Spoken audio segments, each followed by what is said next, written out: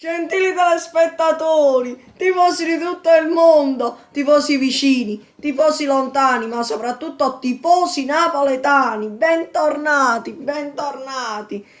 Abbiamo vinto una partita con il Verona molto molto sofferta, ragazzi. È un Verona che si è presentato molto bene, si è saputo difendere fino al 66esimo, fino al minuto a cui siamo riusciti a segnare, ma ragazzi, veramente è stata molto, ma molto difficile, più di quello che credevo, perché pensavo che nel primo tempo riuscivamo a chiuderla, invece Nicolas purtroppo era molto in forma, il portiere Nicolas, fino a che non si è arreso quando Koulibaly poi di testa ha segnato. Poi ci sono state molte polemiche per il gol di Koulibaly, ma ragazzi, veramente è una cosa vergognosa perché quello è un gol nettissimo. Koulibaly ha semplicemente anticipato Nicolas, non l'ha proprio toccato. Non l'ha proprio nettamente toccato, non l'ha toccato, ma che protestate, che protestate, dovete stare zitti, andatevene da Giulietta, tornate da Giulietta e fate bene. Tornatevene a casa zitti, tornate da Giulietta, salutatemela, salutatela, quella grande signorina di Giulietta.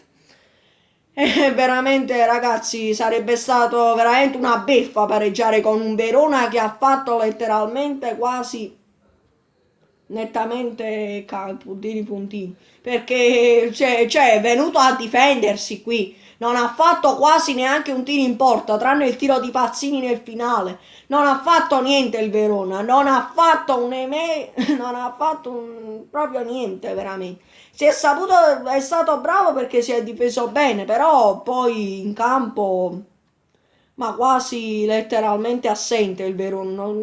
Si è venuto a prendere un pareggio, si era venuto a prendere un pareggio, poi per fortuna siamo riusciti a sbloccarla e poi a chiuderla con Callecon.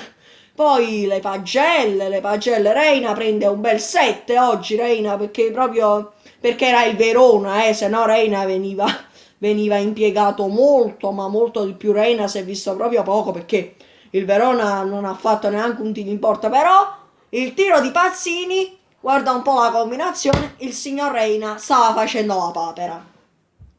Mario Rui poi prende 6, perché non è che... Ma ragazzi, ma quella è una banda di musica Mario Rui, ma chi non Koulibaly poi Koulibaly prende 8 perché è perfetto quel colpo di testa Koulibaly. Perfetto! Perfetto!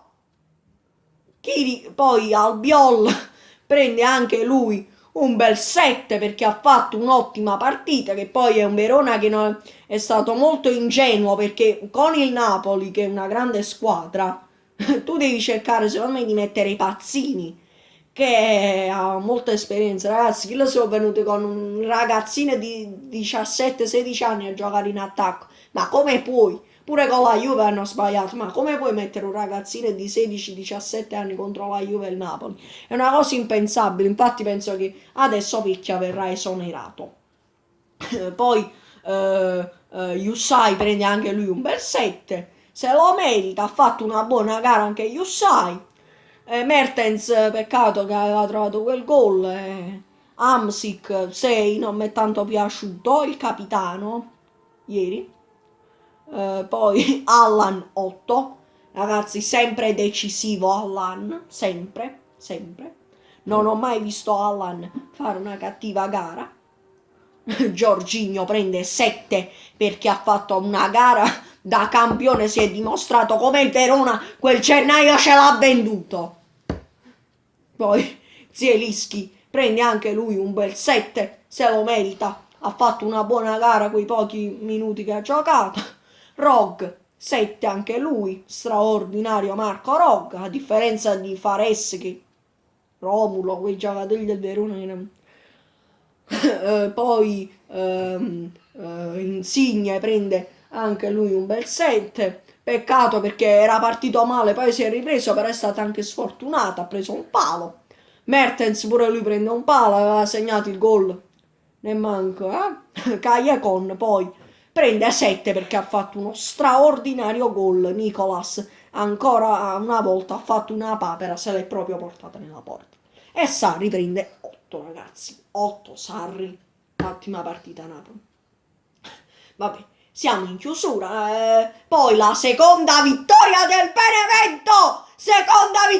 Benevento, e poi vorrei dare ragazzi, e allora noi adesso c'è la sosta e noi ci rivediamo no domenica prossima l'altra a Bergamo giochiamo a mezzogiorno contro l'Atalanta, poi abbiamo il Bologna, Benevento, Lazio. Ragazzi ci vogliono parecchie partite, adesso dobbiamo stare attenti all'Atalanta a Bergamo, speriamo che esce o un punto o vinciamo ragazzi, perché là veramente la Juve gioca col Genoa, quindi penso che vinca in casa. E quindi ragazzi dobbiamo sperare a San Gennaro che riusciamo a portarci un punto a casa a Bergamo o vincere ragazzi. Comunque ragazzi, la parola a Umberto Chiariello, il mio maestro. Lo sport è rispetto, rispetta lo sport.